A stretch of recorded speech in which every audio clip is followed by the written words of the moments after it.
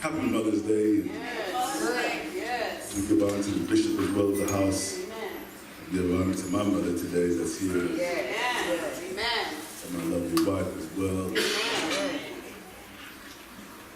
I just thank God because God is so gracious and He's so good. He's kind. And what I'm learning about Him even more is the fact that He wants to show us so much more about Him, but we have to allow Him to do that. Because we can actually only know Him in a certain way, but He wants to show us so many other ways about Him that He has, that He's waiting for us to just respond to Him. Is that all right? I'm not going to be long at all. I know we have Mother's Day today. We want to spend as much time with our mothers as possible. I want to go to 1 Samuel, if you don't mind. 1 Samuel. And this is definitely a familiar story, but I want to engage a little bit on this, if you will. That's 1 Samuel, the first chapter. It's a familiar story.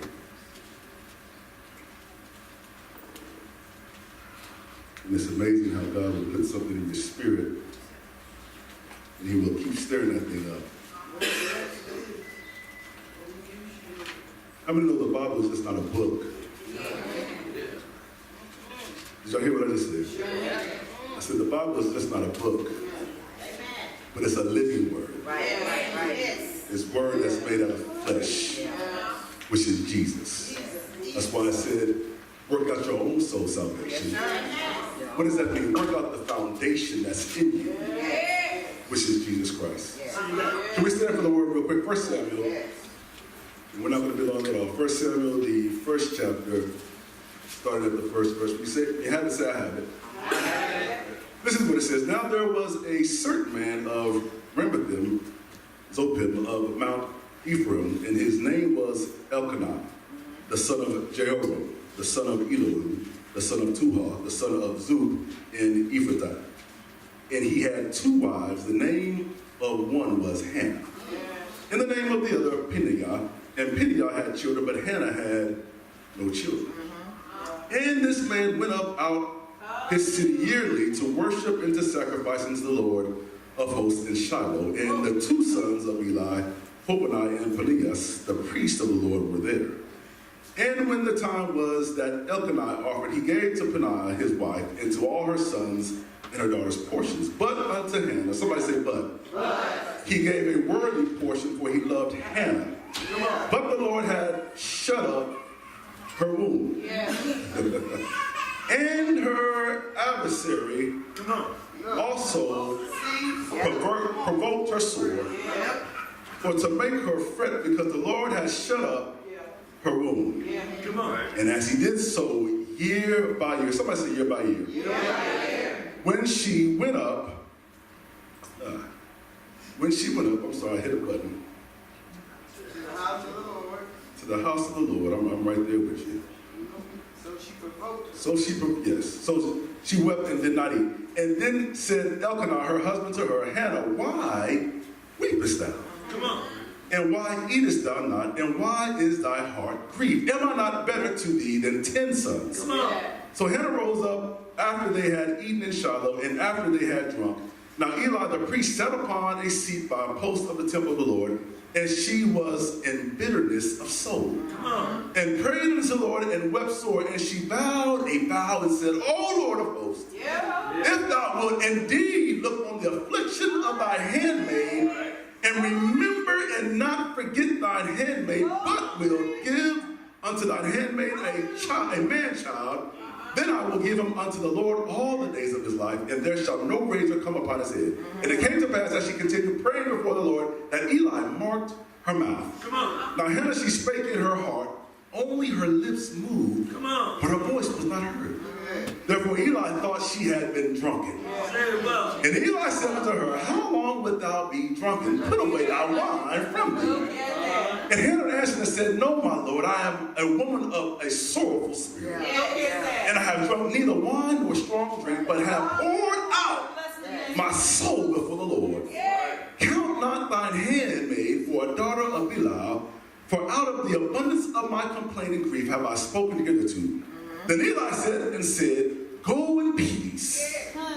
And the God of Israel grant thee thy petition that thou hast asked of him. And she said, let thine handmaid find grace in thy sight. So the woman went her way and did eat, and her countenance was no more sad. I want you to look at somebody real quick with an attitude, and I want you to ask them, what's in your belly? What's in your belly? Yeah. Come on. What's in your belly? Ask somebody behind you, what's in your belly? You may be seated in the presence of our Lord.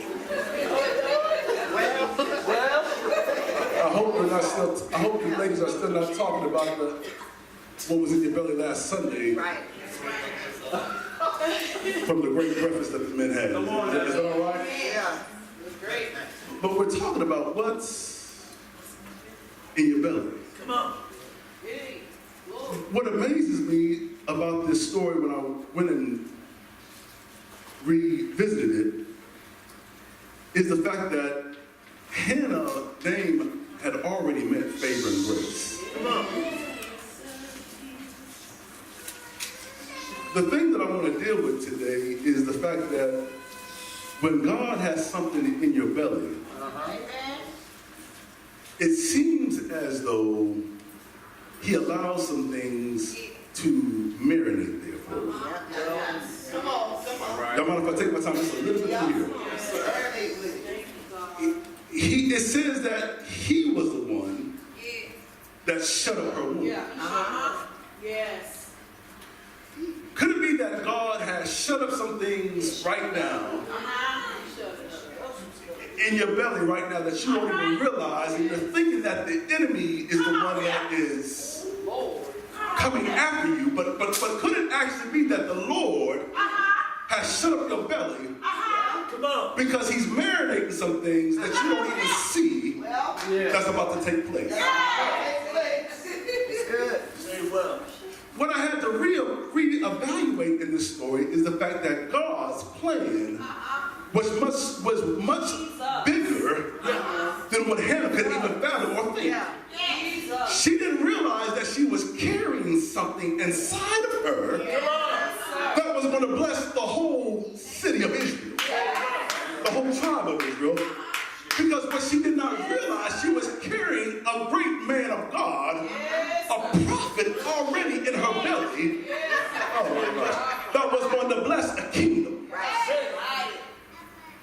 But it still doesn't make sense to us because we're asking, Lord, how could you still do something like this when you have called her to have favor and grace?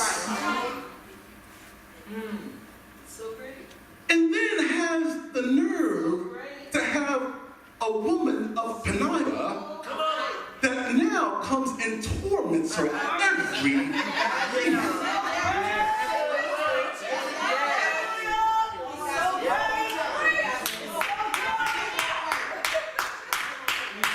Ladies, she was experiencing this every year. It said, year after year. Yeah.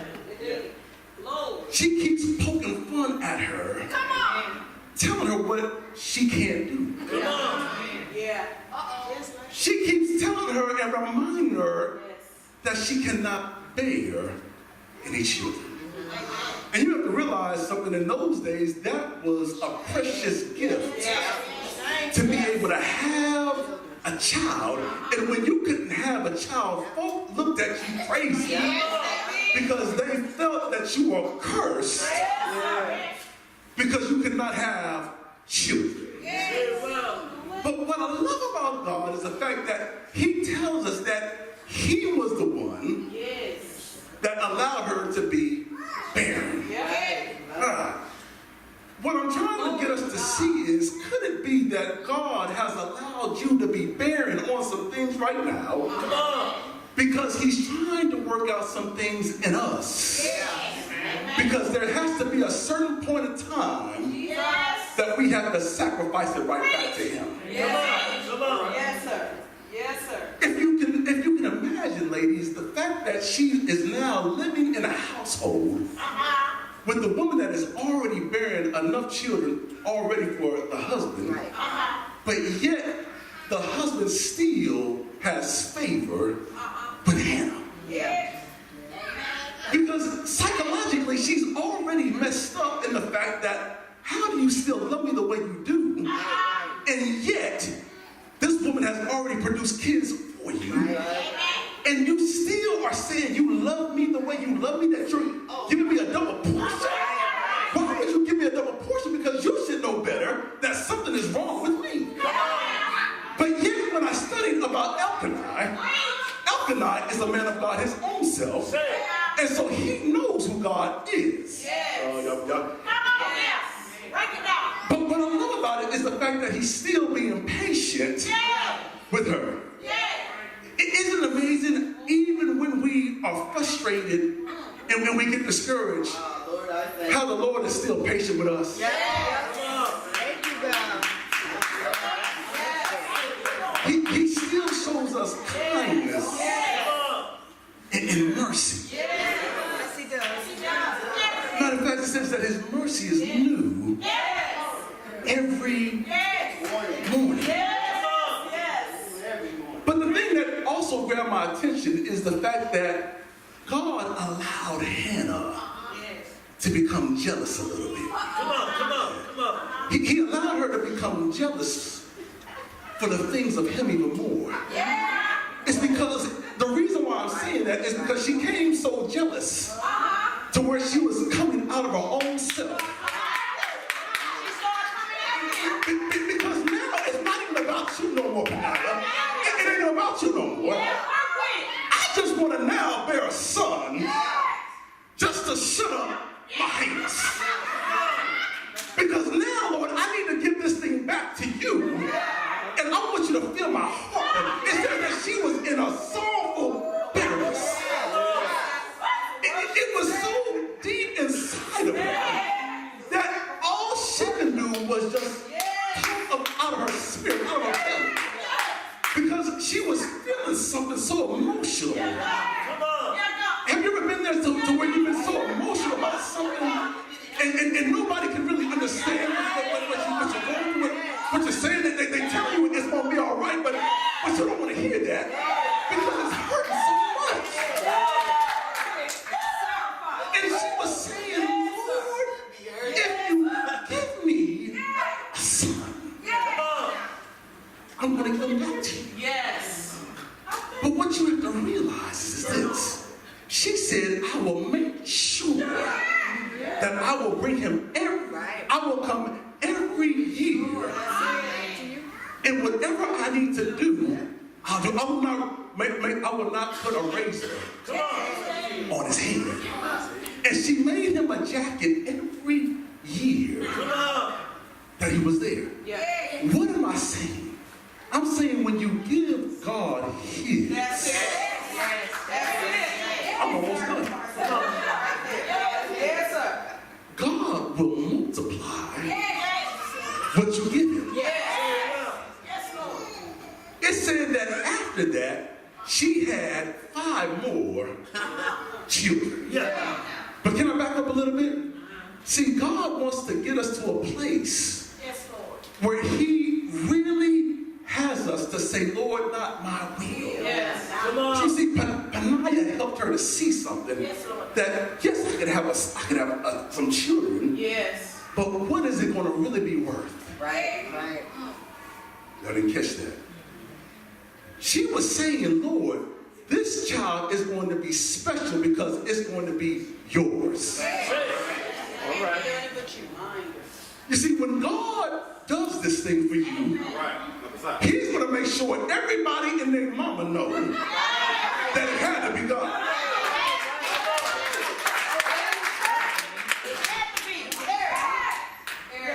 Hannah knew she couldn't take the credit for this one. See, God wants to just see, like the missionary said, how bad do you want it? Because at the end of the day, what's in your belly? It says that rivers of water will spring out. The everlasting life. What's in your belly this morning? excited about some things, but God is asking today, what have I put in that belly that still needs to come out? I know you got a lot of distractions around you. There's a lot of people talking about you. But I'm not worried about what they're saying, because I need to get what's out of your belly.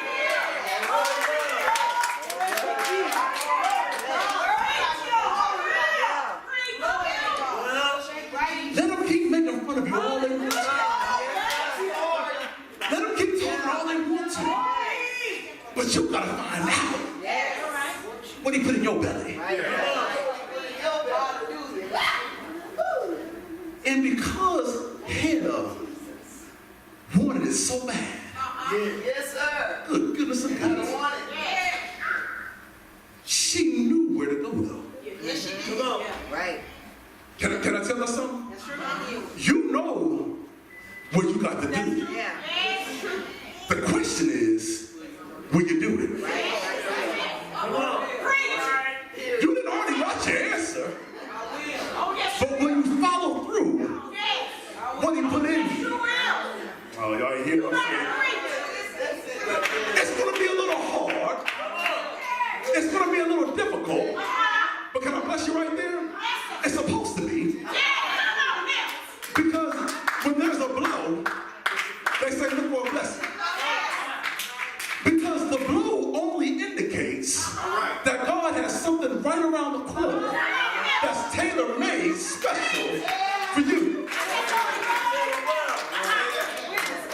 And what I love about it is the fact that when Hannah started to pray, she must have been praying a prayer that Eli couldn't even grasp. Because can I tell y'all something, ladies, when a woman starts to pray,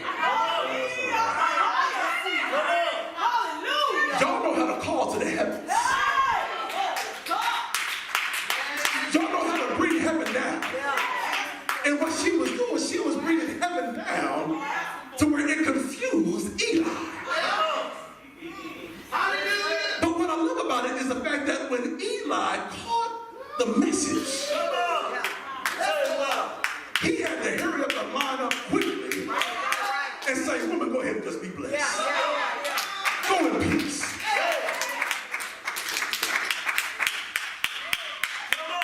It's when you get to the place where you're not embarrassed no more.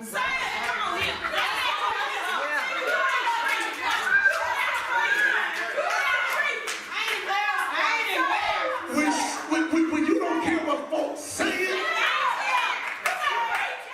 when you don't care how bad they done talked about you.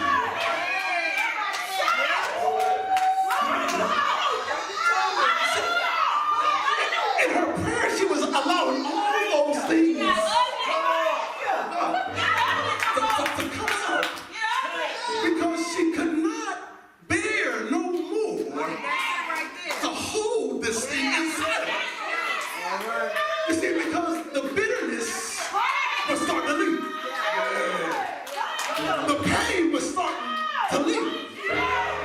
Because she started to get a revelation. And she started to see it must be something bigger in me. Because I believe she was saying, greater is he that is in me than he that is in the world. She was starting to see, Lord, let's go ahead and take this thing away because I can't handle it no more. I can't bear this burden no more. You're going to have to release this thing, and I'm not leaving here until you bless me.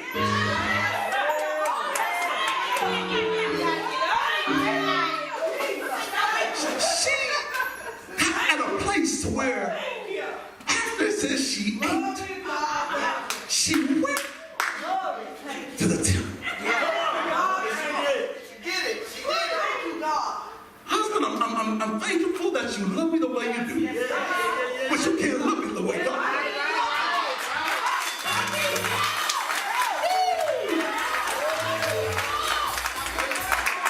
I know you love me more than I know you should be good than 10 sons, but that's still not enough. That's not filling me up. You see, God wants us to get to where he can be more than enough. Because when he can begin to be more than enough, won't nothing else even matter. They can talk about you like a dirty dog. They can try to use you up. But all that stuff, it ain't gonna matter.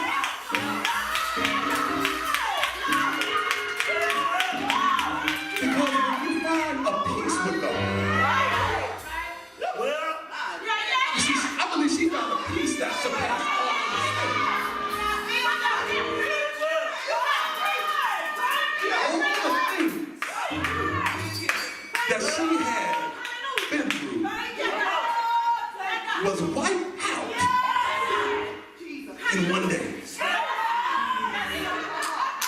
Could it be that God is telling you today that everything that you've been holding on to, everything that you've been bitter about, everything that you have not forgiven somebody about, needs to be released today.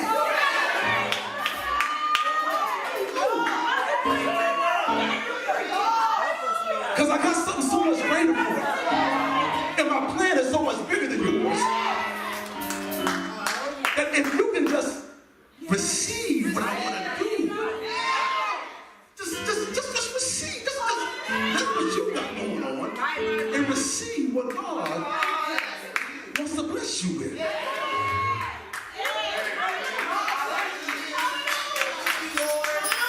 When she let it go. Oh my God.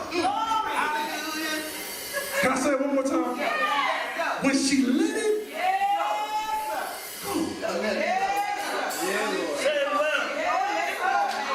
I mean, there was nothing Naya could say to her. Because now, somebody say now. She came to herself. Because when you release all those things that are intoxicating to your spirit, you won't feel so much better. You don't have to own that burden no more.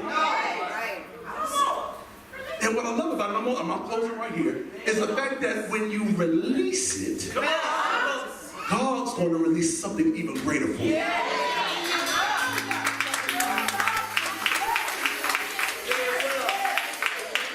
But God is just asking, can you suffer just a little while? I know you're tired of them talking about you. I know you get tired of coming short sometimes. I know you get tired if you're going to keep the house, if you're going to keep the car. But God is just asking, can he use you for a little bit longer? Because there's purpose behind that.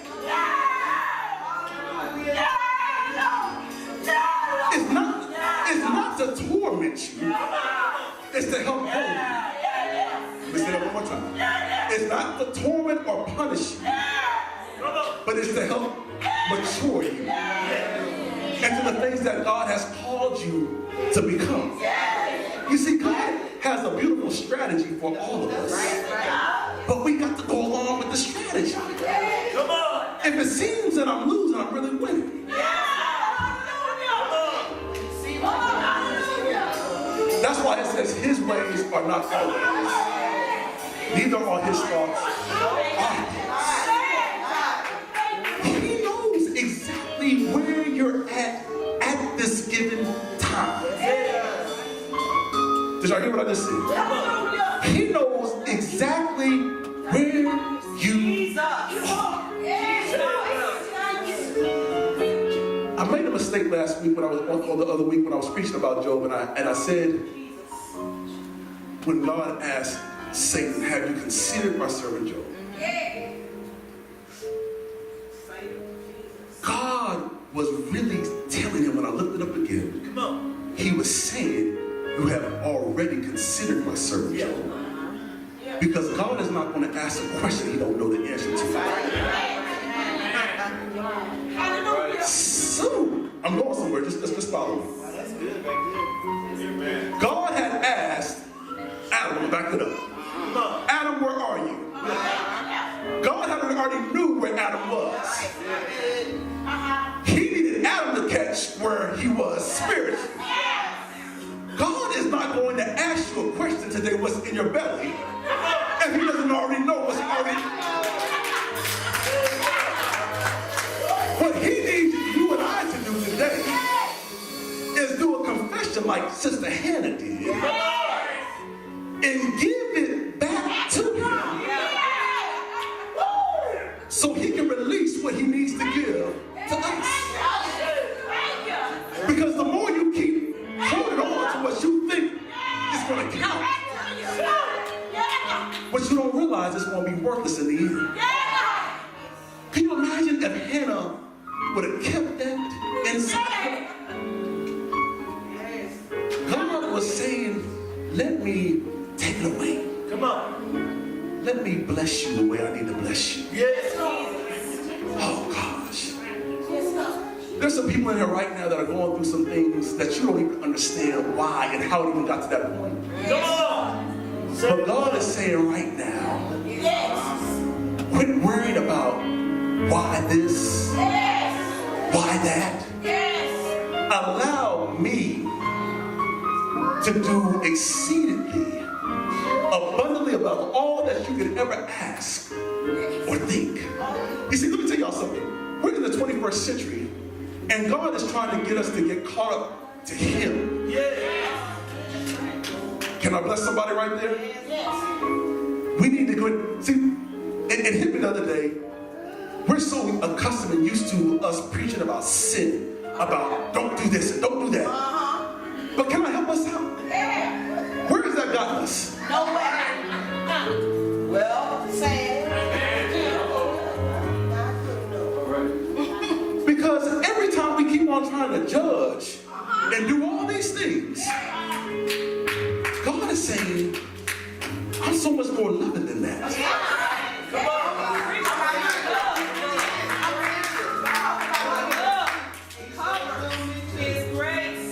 Because His grace, it covers you. And what I'm trying to tell you is the fact that when God covers you, you're His child. But yet, we're still operating back in time when God needs to catch us in this time. Because in these times that we're living in, people need to know how good God is.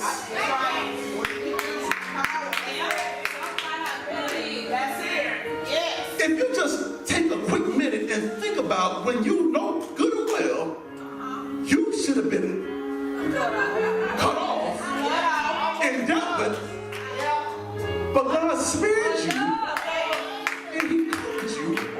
He didn't expose you, Come on. but He covered you with love. Why do you want to still keep the same mentality to judge somebody else? I would encourage those folk to evaluate who God really is and really catch a relationship with Him. Because when you are in tune and are in one with Him, you'll start to try to love the way He loves. You won't judge the way everybody else judges. You'll have compassion. You'll be able to tell them, I know what you're going through because I've been down that same road too. I've been hurt a little bit too. Because that's what God's grace is all about. absolutely. It's so true. I don't know why I went there, but God wants us to really grow up, Rid of Faith. To really start executing the strategy. To reconcile that to His grace and His love. Thank you, God. That's why the Sunday school, was so awesome. I know it was. Yes, it was. God's protective love. He made a provision for Jonah Come on. Thank God. when he was dead wrong. I mean, he was running and running and running. But how many know when God still has his hand on you?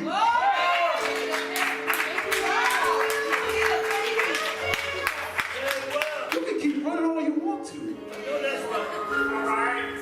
But when God has chosen you, ain't nothing you can do about it. That's right. Let us all stay.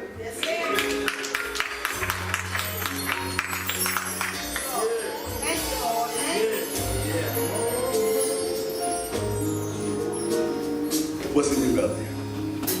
What's in your belly? It's amazing because when we were asking that question,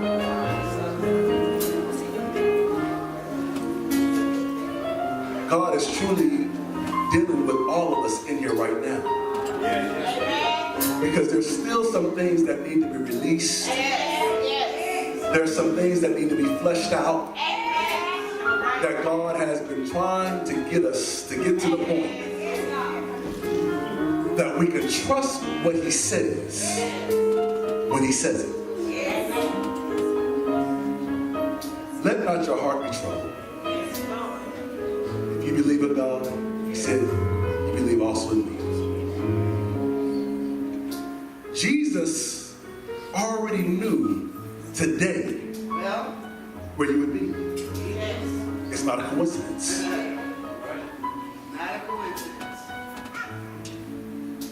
The question is, do you know what God has in store for you?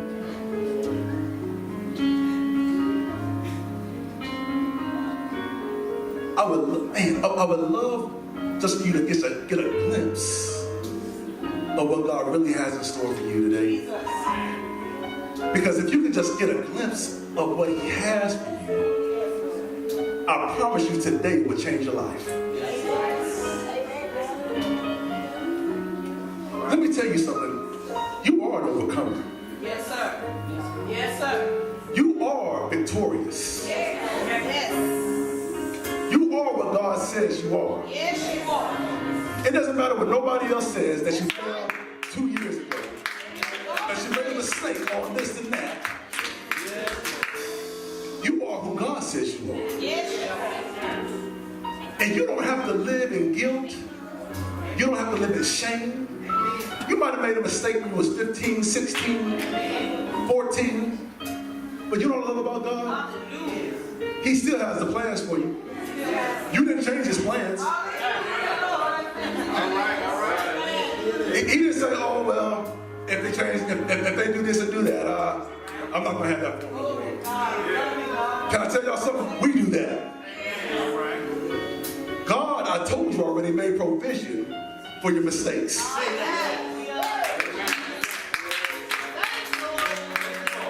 I know we say the scripture says that a good man's steps are ordered. That means that all his steps are ordered when he makes mistakes, when he doesn't get it right all the time. All those things are already lined up of where you're going.